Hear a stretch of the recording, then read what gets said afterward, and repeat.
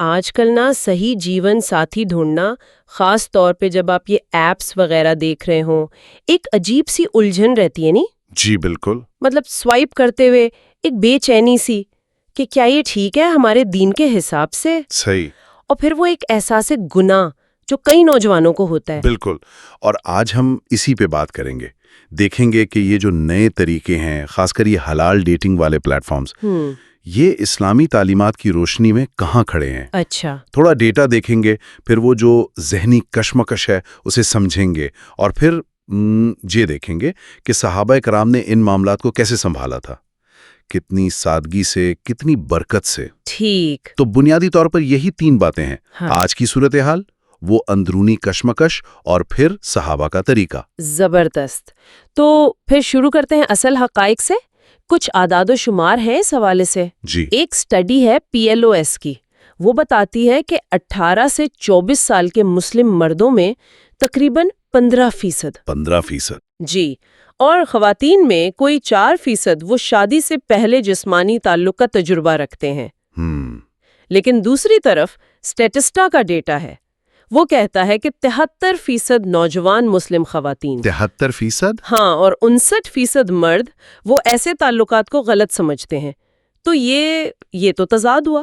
بالکل تضاد ہے، اور یہیں سے مسئلہ شروع ہوتا ہے. اور پھر وہ ایپس ہیں میوز میچ جیسی، وہ تو دعویٰ کرتی ہیں کہ 94% لوگ شادی کے لیے سنجیدہ ہیں. دعویٰ تو یہی ہے.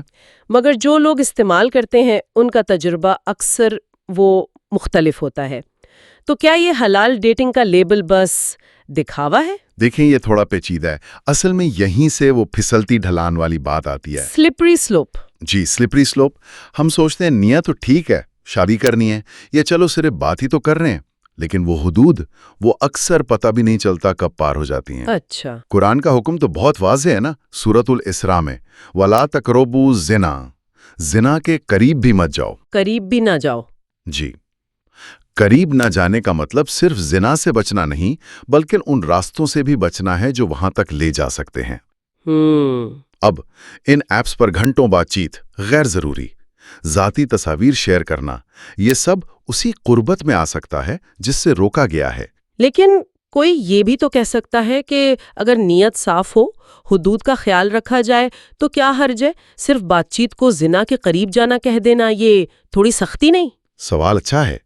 نیت کا صاف ہونا تو بہت ضروری ہے، لیکن اسلام صرف نیت پر نہیں رکتا، وہ عمل اور اسباب کو بھی دیکھتا ہے. صحیح.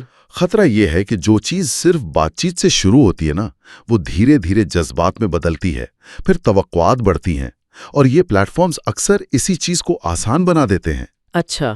تو وہ قریب نہ جاؤ کا حکم اصل میں ایک پروٹیکشن ہے، ایک حفاظتی اقدام ہے کہ انسان اس ڈھلان پر قدم ہی نہ رکھے. اور جب کوئی اس طرف چل پڑتا ہے تو پھر وہ ذہنی کشمکش شروع ہوتی ہے، کوگنیٹو ڈسننس جسے کہتے ہیں. بالکل. ایک طرف پتہ ہے کہ یہ غلط ہے، حرام ہے، جی. دوسری دوسری طرف وہ خواہش ہے یا شاید معاشرتی دباؤ. جی. ایک سروے تھا BSS کا، جی. اس کے مطابق 68% نوجوان مسلمان وہ شادی سے پہلے کے جو اعمال ہیں ان پر ایک گلٹ، ایک احساس گناہ محسوس کرتے ہیں. 68%، یہ تو بہت بڑی تعداد ہے. جی. لیکن پریشانی کی بات یہ ہے کہ ان میں سے صرف 12% کسی امام یا عالم سے بات کرتے ہیں اس بارے میں. صرف 12%؟ ہاں، شاید شرم کی وجہ سے، یا ڈرتے ہیں کہ لوگ کیا کہیں گے، جج کریں گے. اور یہ بہت اہم نکتہ ہے.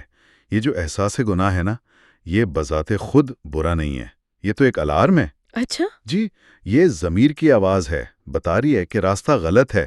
اس کو دبانے کے بجائے یہ تو توبہ کا، واپسی کا پہلا قدم بن سکتا ہے. اسلام نے ضرورت کو سمجھا ہے اور نکاح کی صورت میں حلال پاکیزہ راستہ دیا ہے. یہ جو 88% لوگ جو گناہ محسوس کرنے والوں میں سے ہیں، جی. رہنمائی نہیں لے پا رہے، جی. یہ ظاہر کرتا ہے کہ شاید ہماری کمیونٹیز میں اس موضوع پر کھل کر ہمدردی سے بات کرنے کی ضرورت ہے.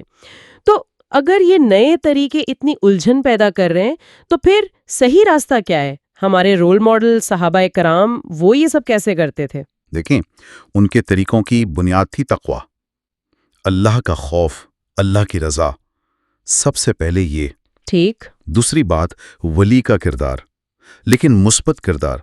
حفاظت اور رہنمائی والا، زبردستی والا نہیں۔ اچھا، یعنی کنٹرولنگ نہیں، سپورٹیو۔ بالکل۔ تیسرا معیار کیا تھا؟ خوبصورتی، مال نہیں، دین اور اخلاق۔ حدیث میں بھی یہی ہے نا کہ دیندار عورت سے نکاح کرو، کامیاب رہو گے۔ جی ہاں۔ یہ اصول آج بھی ویسے ہی ہیں۔ اور وہ استخارہ بھی تو تھا، اللہ سے رہنمائی مانگنا اور توکل، بھروسہ کرنا اللہ پر۔ لازمی، استخارہ اور توکل۔ اور کمیونٹی، خاندان کا کردار بھی تھا۔ لوگ ایک دوسرے کے لیے رشتے تجویز کرتے تھے۔ اچھا، ہاں یہ تو ہوتا تھا۔ پیغام پہنچانے کا طریقہ بھی وہ بڑا باحیا ہوتا تھا۔ اکثر خاندان کے ذریعے بات ہوتی تھی۔ نبی کریم صلی اللہ علیہ وسلم اور حضرت خدیجہ رضی اللہ عنہا کی مثال ہے۔ حضرت علی اور حضرت فاطمہ رضی اللہ عنہما کا نکاح ہے۔ کتنی سادگی، کتنی پاکیزگی۔ بالکل۔ اور دعا تو ہتھیار ہے۔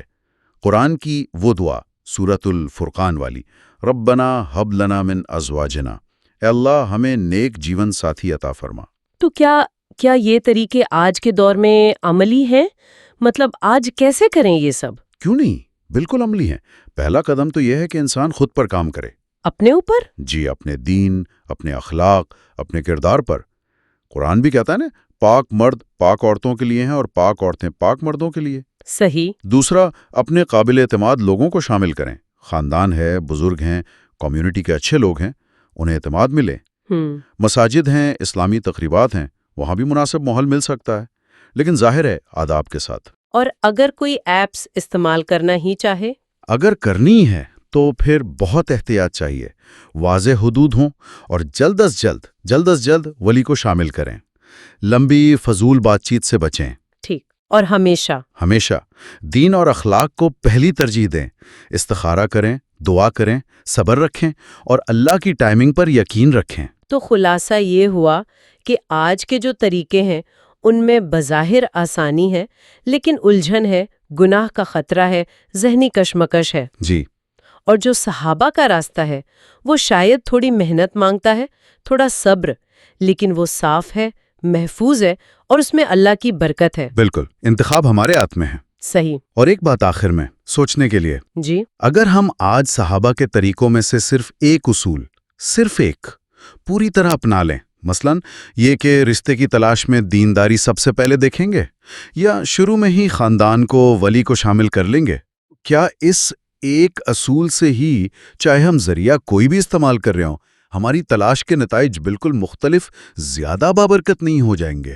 بات تو گہری ہے، واقعی۔ ذرا سوچئے گا۔